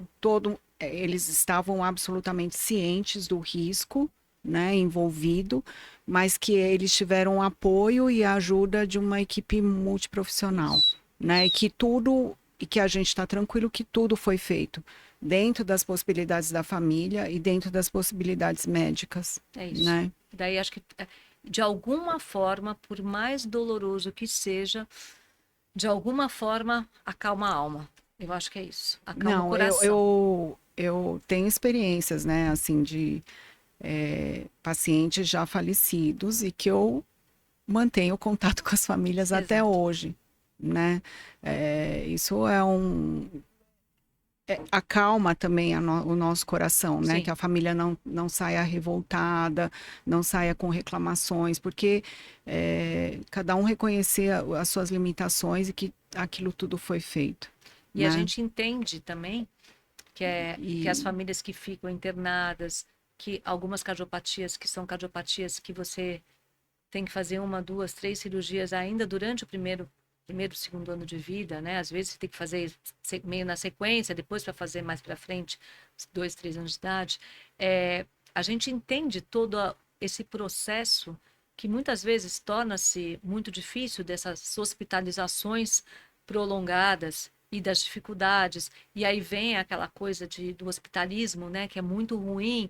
Então, até nisso, a gente sabe que tem hora que a família não quer mais nem ver a gente na frente, mas depois o negócio vai e volta. Isso tudo eu acho que é muito importante a gente falar e mostrar, mais uma vez, aí é o trabalho de equipe, sabe? De poder chamar um profissional, chamar a psicóloga para dar apoio. Às vezes a família não quer o psicólogo naquela hora, daí ela fala, não, agora eu preciso. de você conversar com o esposo, falar para o esposo, ó, agora ela tá precisando de você. Ai, gente, é um universo tão grande, né? Que é muito legal a gente estar podendo falar Não, desse assunto e poder explicar um pouquinho, né? não, e Para assim, todo mundo. saber que hoje, né, porque nós somos profissionais Pois experientes, é, eu gostaria, a né? gente vê que a gente está devolvendo para a sociedade pacientes funcionais, Sim, né, que estão crescendo, estão fazendo a tendo sua a sua vida. atividade, as atividades cognitivas, emocionais, relacionais, como qualquer um, né? Estão aí em busca das suas profissões e tudo. Então, isso eu acho que é o mais gratificante, né? Porque não adianta o coração ficar bonito e, né, ele ter alguma sequela mais grave, mas que esse paciente possa ser útil para a sociedade, né? Isso é o mais gratificante. E aos poucos a gente vem numa curva ascendente, né? Se a gente pensar em 20 anos atrás, 30, 20, 10, a gente está fazendo assim. É, sem Óbvio que dúvida. existem algumas cardiopatias que são muito graves.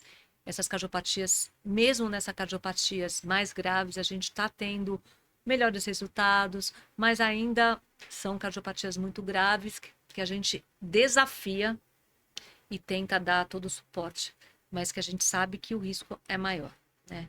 E só para voltar, antes que eu esqueça, gente, que é importante, qual que é a idade gestacional ideal para fazer o ecocardiograma fetal, Exato, né? exato. Porque E a outra gente coisa falou, né? que eu ia te perguntar, emendando na sua pergunta, nessa pergunta, é você colocar quando que a gente deve adiantar o eco fetal. Sim, sim, com certeza. Porque tem gestantes que ficam ansiosas e querem fazer antes da Antes. data É, adequada. então vamos falar primeiro do período ideal, né? O ecocardiograma fetal, ele pode ser realizado a partir de 18 semanas.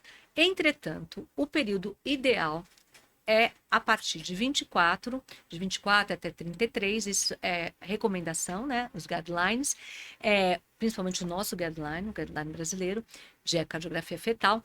Mas aí tem um período ideal para cada um. A doutora Cláudia fala, né? Quando me pergunta qual é o período ideal, o que eu mais gosto de fazer é de 26 a no máximo 30. Eu faço qualquer idade. Mas por que de 26 a 30? Aquilo que eu comentei com vocês. O bebê, ele quando ele tá pequenininho, ele tá muito pequenininho, o coração dele é pitico, a gente tem algumas dificuldades de avaliação. A gente consegue fazer uma avaliação que eu brinco que é uma avaliação global, né? E depois a gente, conforme o coraçãozinho vai crescendo, a gente vai destrinchando os detalhes desse coração.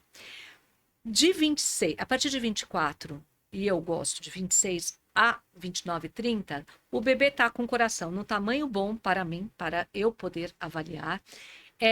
Ele ainda tá pequeno, então ele não tem calcificações dos ossinhos que dão sombra sobre o meu coração. Então, quais são? Joelho, que eu falei para vocês, cotovelo, a coluna. Então, eu consigo pegar uma imagem mais limpa, bonita. Eu falo, nossa, que lindo. Daí eles falam, nossa, o que a senhora tá vendo? Eu falo, mas tá lindo, né? Então, que bonito aquele coração. Conforme vai ficando mais para frente, idade gestacional mais avançada, 34, 35, 36, o bebê tá cada vez ficando mais maduro, né? Com isso, ele vai ficando com os ossinhos mais calcificados. Então, tem mais sombra sobre o meu coração. Aí, a posição fetal, então, aí ela é fundamental. E existem, quando você faz mais avançada ainda, depois do 34 semanas, existem algumas características que o coração começa a ter, né? Que às vezes começa a dificultar um pouco essa análise. Então, o que eu considero ideal é 26 a 30. Aí, quando que a gente pode fazer um eco fetal precoce? E por que que a gestante que é ansiosa quer fazer com 18 semanas, o que que acontece? Então, primeiro, quando que a gente deve fazer o eco fetal mais precoce? Quando existe uma suspeita no ultrassom de primeiro trimestre, inclusive alterações, que quando tem suspeita, já investigou, fez alguma investigação, normalmente faz aí um NIPT ou já fez uma investigação invasiva, tem ainda uma associação de síndrome com essa cardiopatia ou cardiopatia isolada, a gente consegue fazer hoje por via abdominal, eu começo a fazer a partir de 16 semanas. Entretanto, eu já aviso que esse exame é um exame que a gente vai fazer uma avaliação global e que é necessário, é mandatório a gente fazer uma análise seriada desse coração. Eu fiz com 16, eu vou fazer um com 20. Depois eu vou fazer um com 24, 25. E aí, se eu achar necessário, dependendo da cardiopatia, vai voltar outras vezes.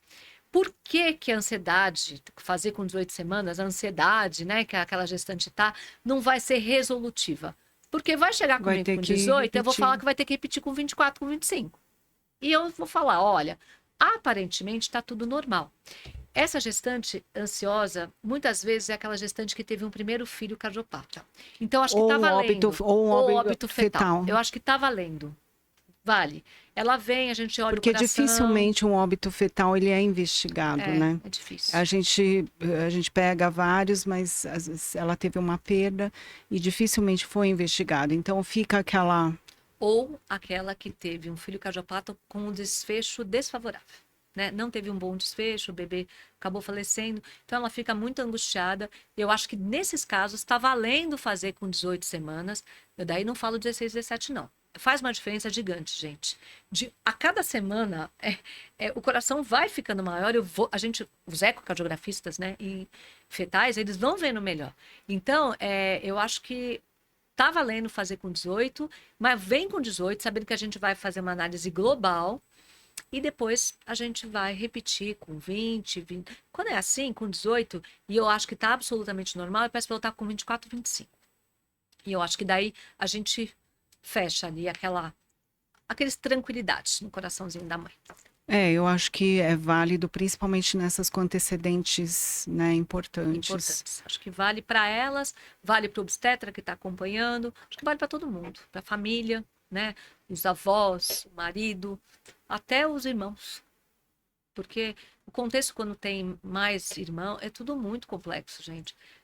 Na cardiopatia grave, todo mundo vai ser envolvido nesse processo. Então, é importante todo mundo estar nessa rota que a Mônica falou, né? Redirecionada pelo Waze. É o que eu sempre falo, né? A gente não cuida apenas do paciente, a gente cuida da família. Da família. É isso aí. Desde a vida pré-natal. Exato. E falamos, hein, amiga? Falamos, mas eu ainda vou fazer uma pergunta para você. Ai. Só para finalizar. Eu achei que tínhamos esgotado. Não, eu acho que a gente podia finalizar falando um pouquinho sobre como você vê hoje a cardiologia pediátrica e como você passa isso para os seus pacientes. O que você vê dentro da... Veja, a gente teve a evolução realmente de desfecho tecnológico, mas de uma forma mais holística. O que você gostaria de falar para essas mães sobre a cardiologia pediátrica, sobre o bebê que tem uma cardiopatia, como uma cardiologista pediátrica expert, grande nome aí da cardiologia pediátrica do Brasil? Eu acho que é muito importante essa sua mensagem. Outro dia eu estava relembrando, né, o motivo pelo qual eu fiz cardiologia pediátrica, né? Porque eu acho que a maioria das pessoas tem uma visão romântica, né? Eu sempre gostei do coração, o coração sempre me fascinou. E assim, na verdade, para mim, era um pavor. Eu morria, quando eu fiz pediatria, assim, morria de medo de um cardiopata cair na minha mão, eu não saber conduzir. Porque eu achava aquilo um enigma, uma coisa muito complexa.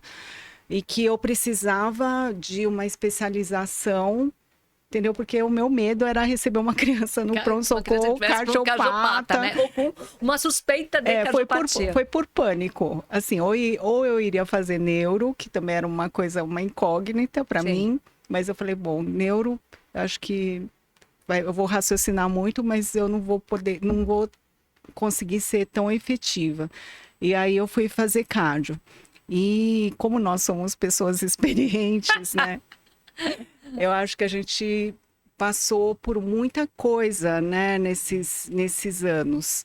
Então, desde uma fase assim extremamente frustrante, né? Digamos assim, que a maioria das cardiopatias, principalmente essas cardiopatias críticas, né, que não tinha diagnóstico fetal, você ainda trabalha em serviço público, né? Mas eu deixei há 5 anos, eu deixei o serviço público, mas várias crianças morrendo na fila, né, ou chegando em condições muito graves que não conseguiam ter um tratamento cirúrgico adequado. Então, eu acho que eu passei também por essa fase de frustração, né, que eu sentia que, gente, o que eu estou fazendo aqui, eu não estou conseguindo dar condições a esses pacientes, dar qualidade de vida. Mas, por outro lado, também eu acho que no serviço público a gente não tem esse acompanhamento linear do paciente. Sim. E conforme a minha carreira foi evoluindo, quer dizer, os pacientes de consultório, né, eu tive a oportunidade de acompanhar isso de uma forma linear, desde o fetal, né, até o paciente está se formando, Adulto. entendeu? Adulto, Ela não tá querendo médico. Eu tenho contar. uma paciente que é médica, né?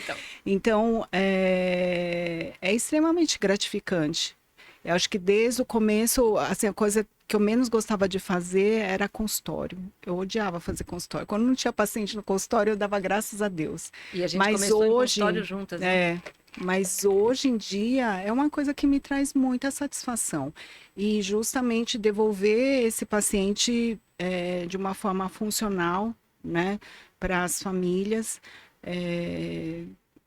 Isso aí eu acho que é a maior gratidão, né? E como é uma especialidade dinâmica, né? Muito. Sempre tem alguma coisa nova, quer dizer, o arsenal que a gente tem hoje em dia à disposição para poder oferecer uma qualidade de atendimento, de serviço, de agilidade, né? Porque na nossa especialidade tempo é vida. Sim.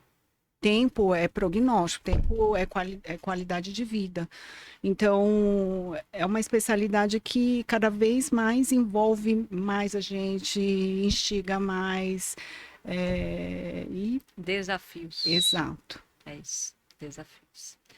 Eu concordo com você. E acho que o que hoje me deixa mais... todo mundo... Eu gosto de trabalhar muito, né?